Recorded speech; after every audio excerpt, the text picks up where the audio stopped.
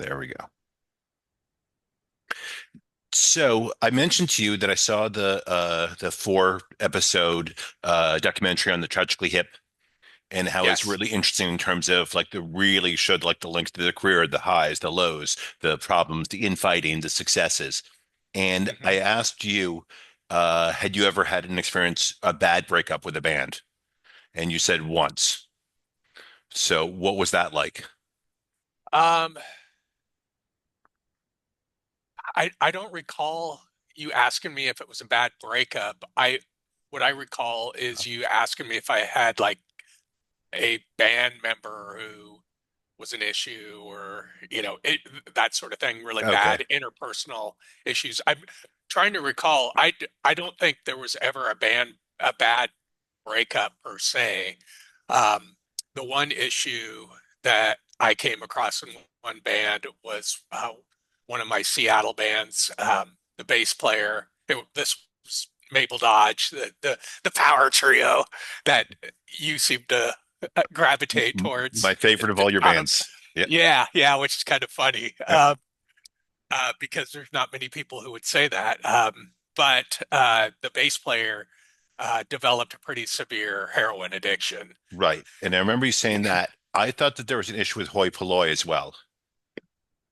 Oh, actually, yeah, actually, um, I didn't really think about that, but yeah, what broke us up essentially, because we are on this upward trajectory. I've told you the whole story Yeah. where we had pretty significant label interest, major label interest, which is what you had to do at that time in the early 90s if you were in a rock band. Um, and things were going swimmingly, and we had just recorded a guy who owned a studio in town, a pretty major studio where people like Tom Waits had recorded Faith No Mm, More, yeah. the Four Non Blondes, big major label bands. Yep. He latched onto us as a band that he really liked and saw that was up and coming, and he wanted to do this record with us. So he basically took us to his studio, and we recorded a full length record there that he was then going to try and get a sign, the whole shebang. And when all that was going on, we were at the height of our popularity and in San Francisco, and the guitarist, the yeah, the guitarist right before this big show we had in San Francisco, we were opening for the Singers Brothers band, the Samples. You remember the Samples Yep. Sure. from Colorado? Yep. Anyway, Yep. the front man of the Samples was the brother of our singer front man, Patrick. And Chris, our guitarist, was trying to it was a silly thing, but he had a knife and he was carving something on his acoustic guitar so that a particular different pickup would fit Okay. into his guitar for this show. Yeah. And he cut his hand really badly, like really badly to the sort of thing where he was applying all kinds of pressure and it slipped and got his hand, the sort of thing where he had to be rushed to emergency right away. And so when that happened, we had to take some time off while he was healing. And instead of him uh, talking to us about it, he quit the band by sliding a note underneath our manager's door, Wow. apartment door. And, this is after he had been in the band for several years. And like I Yeah. said, things were going swimmingly. Yeah. And he didn't even have the balls to talk to us about it. So he literally slipped a note under the manager's door saying he was out. Um, That's it- crazy. yeah, yeah. So I guess that essentially ended that band. The singer and I carried on in another band, Huh. sort of half-heartedly after that for a year or two. And so, yeah, I guess that was kind of a bad breakup. It was more unfortunate than anything else. What we should have done is just carried on and Replaced him. Yeah. replaced him. Yeah. Uh, and and with hindsight, I don't know why we didn't, but we just didn't. Um, and we should have, because he was actually a replacement for the original guitarist of Hoi Polloi, who was a huge creative force in the band and started the band with the bass player and myself, and was a great guitarist, super creative guy who seemed somewhat irreplaceable. But we ended up replacing him with Chris, no problem at all, and things even went better, and we got better as a band. But anyway, so those would be the But it does seem two strange things that that you I could guys call didn't out. replace him. Yeah, yeah. Hmm. Uh, yeah, I think it took the wind out of our sails Got it. so Yep. much, especially when things were on such a upward trajectory, Yep. that we were also bummed out by his quitting. Yep. That did take some time off Yep. for a while, and then the singer and I, who are still, and actually the bass player, we're all still friends to this day. But we ended up just starting another thing with two other people, and um, yeah, so And those are the two incidents. did that, those sort of the falling apart of all of that, when you were sort of knocking on the door of success, did that cause you to feel jaded in any way towards, as you went from band to band? Um, Yeah, totally, yeah. totally. And um, running into that sort of thing, and not that specific sort of incident, but just um, really sinking your heart and soul into being in a band and playing original music, writing original music, touring, playing shows, all that stuff, but never really having any sort of financial success. That was really the first dose of that. And then to have it happen, and I don't know, five more times over the next 10 to 15 years. Yeah, That's that makes you very, very jaded about trying to pursue that path, especially as you start getting older and older, and suddenly you're in your late 30s and you're playing in a stupid rock band on a Tuesday night, for 13 people in Johnson City, Tennessee. right. But it's like it's sort of like the guys who are playing in the minor leagues in baseball who are like Yeah. 37. They went to the majors like for a week, when they were Uh-huh. 23, and now, Yeah, um, yeah, and it's very similar to that. and Your heart and soul is into it, and yeah, you keep doing it. There's somewhat of a follow that dream scenario uh, to that, which I'm sure is similar with minor league baseball, minor mm, league hockey, yeah, anything that is not a more traditional route to earning a living, like mm, working for a tech company or a bank or right. whatever. Anything like that, in order to keep doing it for any length of time, it's just got to be such a you got to be so passionate about it, and eventually it does catch up with you if you don't ever quote unquote make it. Make it. Yeah. And I Yeah. think, and if you're in a relationship, that's going to be hell on the relationship Yeah. unless you have someone who's really supportive. Yeah, or You know. pursuing the same sort of Oh yeah, thing, or yeah, then that too. then Yeah. then that helps. Yeah. But yeah, uh, a wife or a girlfriend or a boyfriend or a husband Yeah. can only take so much of that Yeah. if you are like constantly away from the house pursuing that dream. Yeah, it takes a special person to hang on to that and stick around And imagine if you for had that. kids as well, Yeah, exactly, you know. exactly. And the last time I was in a serious band, let's see, half of the band had already started having kids, um, and that certainly played into their, I guess, need to not be in a band anymore. Right. Because unless you're really like making it, and there's so Mhm. many, and there's such a wide, there's not like there's the Rolling Stones, and then there's like the Ambitions or whatever, but obviously there's a million bands in between, and it's just a question of what level can you get by, Mhm. you know because there are certainly bands that I would see all the time, and sometimes it'd be crowded, sometimes it wouldn't, and also they're still playing, and they never really made it, but still like, can get enough people there. It's like Ted Leo is one example.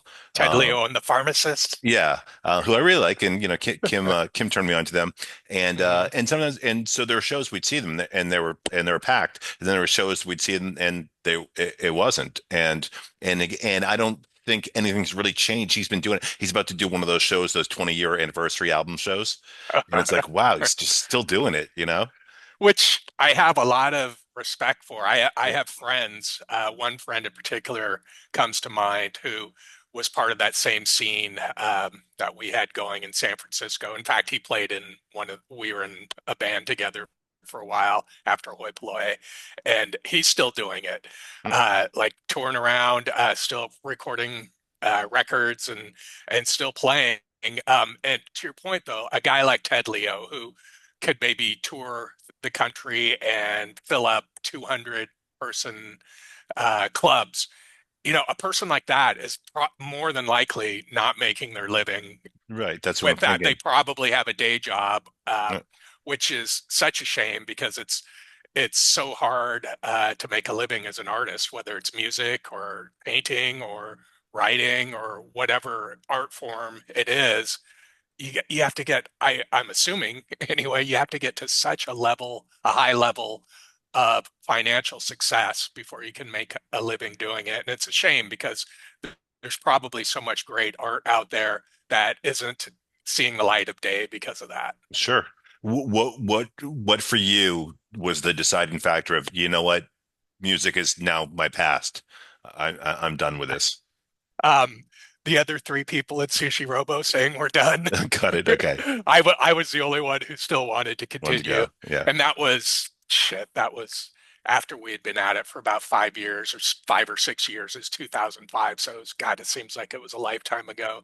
But that Uh, was the last serious band I was in. And yeah, they just, instead of practicing one night, we all just sat down and had the talk and we were done.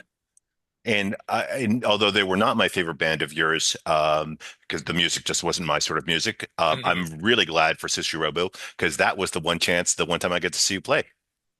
Oh, that's right. In Boston. Yeah, you came to Boston, and Yeah, Kim and I yeah, got to that's see you right. play. So, Yeah. Yeah, so, that's right. That was cool. so I That was was very, cool. very thankful for that. So, Yeah, that was so cool seeing you there.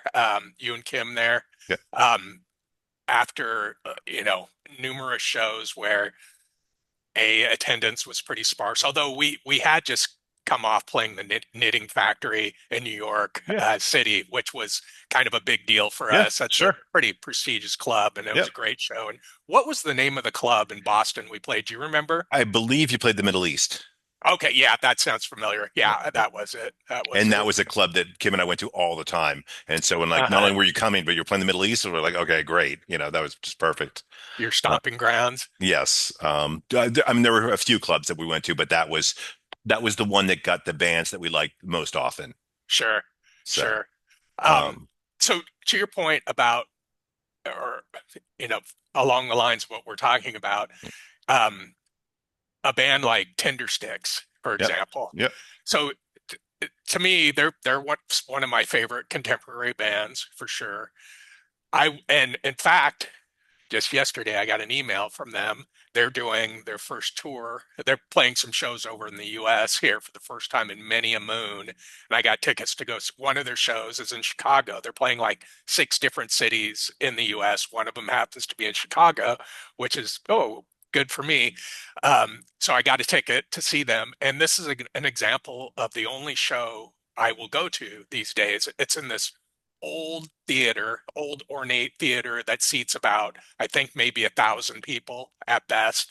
And it's all seats, so it'll be super comfortable. I was able to get tickets for one ticket for $45, about 8 rows back on the floor in the middle.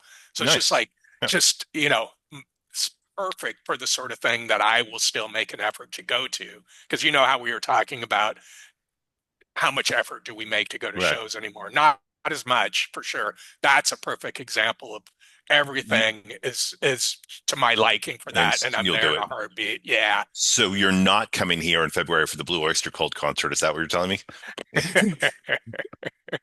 No, I'm not. And that photo you sent, Yeah. the promo photo, it's like, Yeah. geez, now which guy was ever actually in Blue Oyster Cult? Yes. Back when they were Blue Oyster Cult. Yeah, I know. It's so silly, those things. It's crazy. But that is so if I lived near you, I would definitely join you for the Tinder Six Shop. Yeah, That is I never saw them. And I would me that's neither. yeah, so that would that to me would be worth it. That would get me off my ass. And it's funny though, you're talking about comfy seats.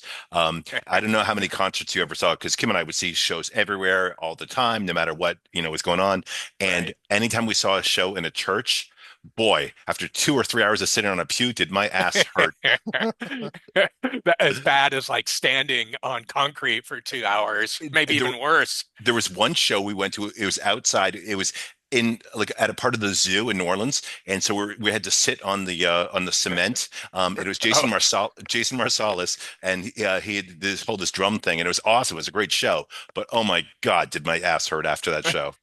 And we saw Vic Chestnut, and Vic Chestnut was fantastic, and I'm so glad I saw him. But once again, we're in this church, and it was like those. I will never do those again. John Renborn was another one. uh-huh. Because so every time I went, it was someone like, oh, you know what? I can't pass this up. Sure. But I don't miss that. And then the stupid reasons for like not going to shows. We've talked about how I missed seeing Husker Du. And Hmm. the reason is, uh, this is so embarrassing. I thought the name was stupid. I didn't know what it meant. I thought it was a stupid name, and I never listened to them. And then after like my chance passes, I do listen to them, and I'm like, oh my God, they're like, they're so my sort of band, you know. Um, Yeah, for sure. where because like I think Warehouse is one of the great power pop albums of all time, and if it had been a single album, it would have been the greatest power pop album of all time. Um, You but know that I saw them on that tour at the Fillmore in San it, Francisco. It was one of the first shows I saw when I moved to San Francisco in '87. And how was that? Because I've seen like a It was video great. for The Living End, and it doesn't do them justice. It was really good, Yeah, really, really good.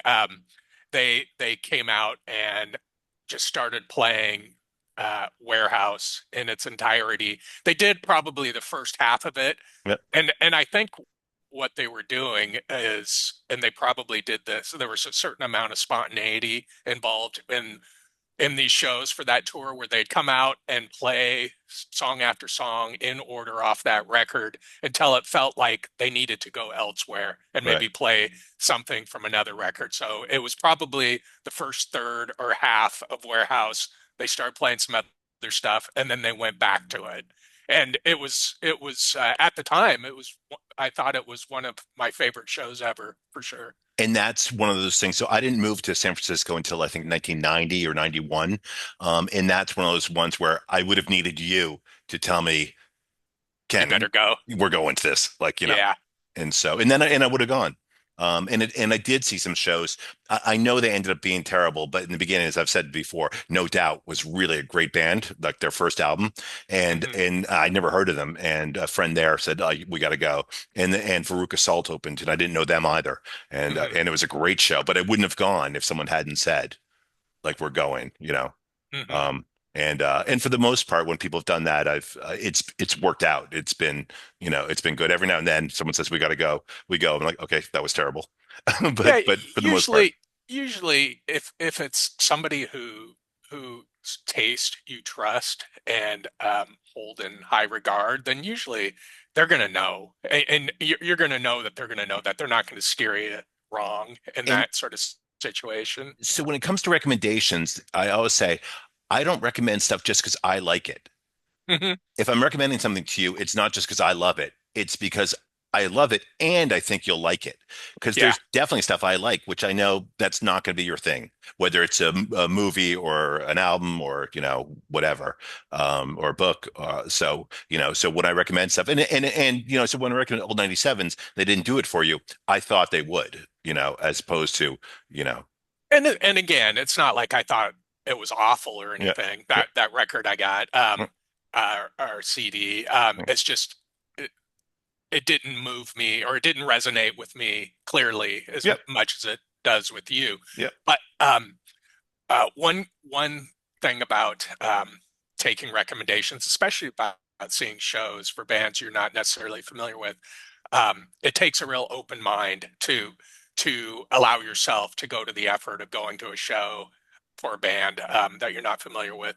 Some of my favorite shows of all time are bands who I was completely unfamiliar with, and somebody, you know, took me along with them. Stereo Lab Mm, in, I think, 1997 would be a perfect example of that. A band who, of course, I'd heard of them, and they're kind of all over the place in certain hip circles, yep, which typically to me I gravitate away from yep. when a band is labeled hip.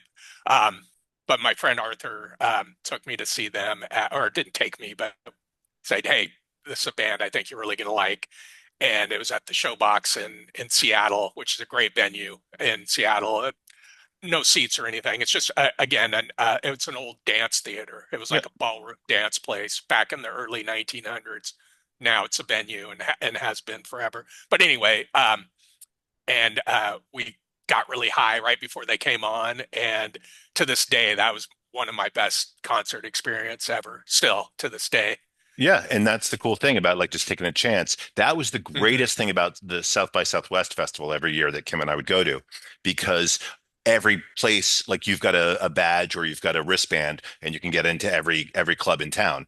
And so we'd do our homework and we'd have a plan. We're going to see this band, then we'll go see this one, then we'll go see that one, and then but then there were times we'd be walking on our way from one to the other, according to our plan. But we'd pass by a place, we'd hear music, we go, that sounds pretty good. Let's check it out, and we go in and check out some other band, and we discovered a lot of cool bands that way.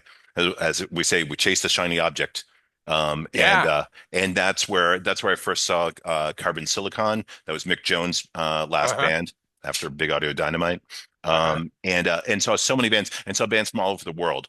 Kim and I saw all these bands from South Korea, from China, from Guatemala, from Mexico, from Canada, and then from like Idaho. We saw this band called Hill Folk Noir, where the drums were suitcases, and the guy would just play on the suitcases, and they were awesome.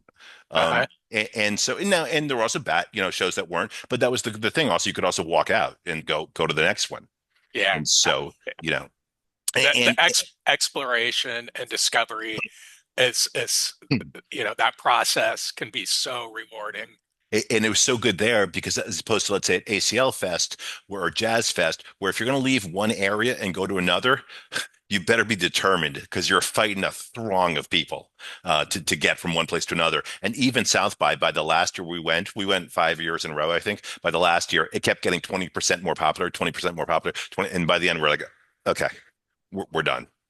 Just the 'Cause sea of humanity yeah, ruins big shows. yeah, Um, yeah, and it just dawned on me that that story I told you about Stereolab. So mm, I'm Arthur's still a good friend of mine, and we did the same thing for this Japanese psych band called Kikagaku Moyo. Do you know uh, them, nope, or have you heard of them? nope. Again, never. I'd never heard them, heard their name, and they're highly regarded in certain circles. And we went and saw them at the Crocodile in Seattle, and had some edibles before they came on. And again, once again, one of the best concert experiences I'd ever had. And I liked them so much that I drove down by myself, drove down to Portland the next night to see them again. Yeah, That's how much I dug them. yeah, and And a so. band I'd never heard. And when you get that in a live setting, that's the best music experience you can get, I think. Totally. Kim and I discovered a band from Canada called Uncle Bad Touch at one of the South by shows. And it wasn't crowded, and they came Uncle back. Bad Touch. Uncle Bad A Touch. So little nod to Keith Moon. yes, so I'll never forget that name. And we saw them again like a year or two later, and there was almost no one in the audience, and so we're talking to one guy who's there, and he's like, "Oh my God, I love this band," and he's going on and on and on about how much he loves them, and it was just so funny because there was no one there. And when we saw a reunion show for a band called the Reavers, a band I really liked, this we They were originally Zeitgeist, Zeitgeist. exactly. Yeah, I have Um, that record. I love them. They were great. But we From talked to some Austin, guy. weren't they? Yeah, yep. Yeah, yeah, Although I wasn't here then, I didn't know right. them. But there's a guy at the show who had flown in from San Diego just for that show. Hmm. And that's awesome. That's like that to me is more than like selling a million albums or whatever. I mean, also, I think like a lot of people, there are people like there were definitely people at Grateful Dead shows who were there because they had to be there because it was the Grateful Dead and like that was their life. But it was almost Yeah. like they weren't like, They weren't that into the music. They're yeah, more about, checking that box on their list of, oh, I saw them I don't know, somewhere in New Hampshire, but or I saw but them at this venue. And but even people who'd go from show to show and I because I would see them and I could tell they weren't like they were there more to like just to hang out and they felt like though they to had say to be they were there. there, Yeah. it was like Yeah. living up to that image of a deadhead and Yeah. what they're supposed to do. Yeah. Yeah, it kind of you kind of have to call bullshit on somebody who goes and sees 89 shows of the same band. I mean, that cannot be that compelling at show number 68, no Well, matter who the band is.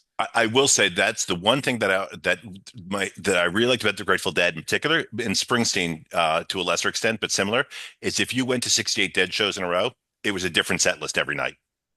Still, And still.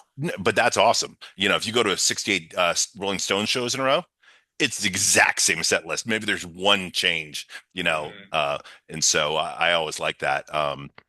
Because they didn't have a set list. They would just like go, go and start playing whatever they want to play and go in from out of one song into another. And Springsteen would change it up a bit. It's funny, my brother and I were talking about this, and he was talking about when Springsteen did like a 2 week run at the Music Hall in Boston, and Steve said that who went to a bunch of the shows said the set list was pretty much the same every night. I said that's weird, and then we figured out it was like 1974 when my brother was going to see him. No, I was like, no kidding. yeah, and so like he didn't have the Yeah, catalog to like he was playing stuff off of Greetings and yeah, Wild and and a little Innocent. bit of Wild and the Innocent, so Yeah. as opposed to the first concert I saw was for the River tour, and by the River, he had a decent catalog, so and Um, actually and drove to Hartford, Connecticut for that show. So so I'll get your most recent show of note. But I'll tell you mine that I saw, and I don't think I mentioned this to you. I went up to Chicago a few weeks ago for a couple nights and went to this jazz club called the Green Mill, and it's apparently a somewhat legendary jazz club in Chicago. Used to be the hangout of Al Capone back in the day and his crew, and I don't know if he owned it or was part owner, but anyway, on the website it even says, and no, I'm not going to show you where mhm, Al Capone's table is. mhm, But anyway, I just went there on a random night. I was up there Friday and a Sunday night. I went there Saturday night to just see whatever jazz band was playing.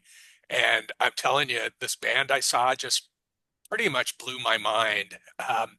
And it was such a great live music experience because it's in a club with seats and booths and stuff. And for I stayed for all three sets. I like this band so much, and for the first two, I had to stand the whole time because it was that crowded. And I learned that night when you need to get there if you want to have a seat. But it was just so uh, unexpected and heartwarming to still get that kind of live music experience, especially when you're not really expecting it. It's a jazz five-piece jazz band, people made up in their uh, early 50s to early 60s, just such seasoned pros, and they were so good um, that I just like I said, I was blown away by it, and it's nice to know that those experiences are still out there. Um, and you don't have to go to a big show, a show like I'd love to see Lana Del Rey, for example, but I'm not going to see her in Gillette Stadium. right. That would be such an awful experience to see any band, let alone an artist I really like. Um, so what's the latest show you could point to Well, that so you went to? I'll say two things first before I get to that. One is there is a jazz club in Boston in Cambridge called the Regatta Bar, and I saw so many great jazz shows there that is a place where if you and I were in town and you said I'm really in the mood for jazz, I wouldn't even look to see who was playing. I'd say let's go because the chances of them booking someone who's not good is so unlikely. It's nil. Yeah, That's this place too. yeah, The and Green Mill so is clearly. And there's a folk club in Cambridge also called Passim's, where everyone played, Pete Seeger, Joan Baez, Bob Dylan, and so, and it still has carried on. And so if you said, I want to see folk music once again, I would say, we'll go there. And I wouldn't even check to see who was playing. It's still there, huh? Yeah, yeah. Oh, that's It cool. used to be called Club 47, and then it was Club Passim, and now it's just called Passim's. But whereas the rock clubs I go to, and I like them, but like that's random. Like who's playing there? They could be great, they could suck, And so, and I've never seen it. So going as far as stadiums, I've certainly seen a million shows in arenas. I've never seen. Oh, I've seen one show in a stadium once, only once ever, and that was the Rolling Stones in Wembley Stadium in outside London, and that was and mainly we went because Black Tattoo River. You tour I think so, yeah, because in it was Reading. 1981 or something. So Yeah, that would yeah, have been the Tattoo You yeah, tour. and Jay Giles and Black Uhuru Yeah, opened. yeah. Yep. Jay Giles played with that whole tour open for him. Although as the Brits kept calling them Jay Giles. And so, but I really resisted going to anything. Like I don't even like going to arenas. I would, because if I want to see Springsteen, if I want to see the Dead, there are certain bands I had to go to an arena. But I've always thought the price for tickets should be much higher in a small club than in a large place. And funny enough, it's the opposite way. Well, there are some exceptions though Yeah. when a band like the Stones will do their one of those secret club Yes. gigs. And I never was lucky Um, enough to and do that. but yeah, in general, you're right. If you're going to see a show in a stadium now, like the Stones, tickets can be upwards of Yeah, $1,000 it's just for insanity. special seats, and those shows are so awful Yeah. for as far as a music experience goes. You're Unless watching you're, you're watching it on TV. Yeah. yeah, Uh, yeah, essentially, yeah, and you're dealing with a sea of humanity, mm, which is just in this day and age, that's challenging in itself, just to be around other people in those yes. numbers. That's an Yeah. awful experience. As I've said, for me, like COVID made it worse, but I'm claustrophobic. And so the fact that I went to all the shows I went to, being as claustrophobic as I am, it blows even me away. You had to Uh, really want to see those bands. yeah. And I had to either be at the far back of the crowd, because luckily I'm tall and I can see over people, or I had to be right against the stage. Because if I was right against the stage, it felt like, okay, that openness of the stage that made it. But if I was right in the middle, which I was at times, it was brutal. So And if you wanted to get that close to where you're right at the front of the stage, oftentimes it's such an uncomfortable situation to be in, because you're getting crushed. yep. And if forget about it. If you have to go to the bathroom, forget about coming back. Yeah, yeah, and You know, that's part of the problem. And so Kim would always go to get us drinks if we were up against the stage because whatever the reason, it's easier for Chick to get out and come back in, totally, where they weren't going to let totally. me back in. So Like a big guy who's like 6'3" or yeah, however yeah, tall you are. No, that's not happening. yeah, You're gonna get get into at least two little kerfuffles yep. And on the so way back, trying to get back. Somebody is going to give you a nice elbow in the ribs or yes, something. yeah, and that But gets you tiresome. didn't answer me. What was the And, show? and so getting to that, here's the funny thing: I don't know. You can't remember the last show you went to? It's well, the last show I went to was actually with you in Seattle. That small Yeah. outdoor, but that's obviously not what I'm thinking of. Um, I can't remember the last show I went to. Like in Austin, you can't think Oh, of? yeah, it would be the last show that when my sister and her daughter came, we saw the old 97s at the Far Out Lounge. So that was like Okay. 3 years ago. Yeah, and that's right in Austin proper. Yeah, it's about a 15-minute drive from where I live. So it's like, Uh-huh. okay, band I love, band I've turned my sister on, she loves. 15 minutes away, done deal. Ubered there, Ubered back. So Yeah, took a yeah. while to get an Uber at midnight after the show, but other than that, And um, in a small place like that seats like or not seats, but has outdoor, room for a couple hundred people. Oh, outdoors even. outdoor, but a small stage, a small like thing. Like it probably holds, I don't know, 500. Definitely no more than 1,000. But and again, not everyone like jammed together. People sort of spread out because you could go to the food trucks and get, food or beer or whatever. So a pretty cool place actually. Like next time you come, I would take you Sounds there. like a Yeah, Yeah. that sounds like it's in my wheelhouse. And I'm all for going to shows at smaller venues, Yeah. for sure. And I Um, need you to come. I need you to come visit. First of all, I want to hang out with you. And second of all, if you come, then we'll go, you know. yeah, So maybe it'll be the sort of thing where there's a band coming up at a great place, and I'll build the trip around yeah, yeah. So that let me sort of know. thing. So look for that, you know. I Also, was tempted to buy 2 tickets to Tinder Sticks because I also I have several other friends in Seattle who are big fans of the band as well, and I was like, I should buy because I'm not going to find another person here in Peoria right. that I would want to take to that show, or Right. B that would want to. Yeah. But I was thinking, oh, maybe a friend of mine would be interested in coming out for it. But I just figured it's much of too much of a schlep for anybody to come all the way out here to just for that. Yeah, So I only bought 1 ticket. I wish they were playing like Dallas or Houston, and then I'd get a ticket there, get 2 tickets there. I'll drive and I'll meet you. You know, Yeah. the problem with not just work, but I mean, work is enough, but also having the dogs, I can't be spontaneous. You know, Uh, and so I'd love to just jump on a plane and come join you, and it's just too difficult. Um, I'm actually really excited about it. yeah, It's a band I've always wanted to see, and they're not the most dynamic live mm, band. I've seen enough live footage of them. mm, They're not. They're a perfect example of a band of a bunch of guys in their early 60s making music that is very indicative of being in your early 60s. yeah, And that's probably why not that I'm in my 60s yet, very fucking close. mm, But there's a couple other recent records besides their recent one that falls into that category for me. It's like, oh, okay, this is a band I've followed forever, or an artist I've followed forever, and they're still putting out really good records, even though they're in their 60s and have been doing it for 40 years.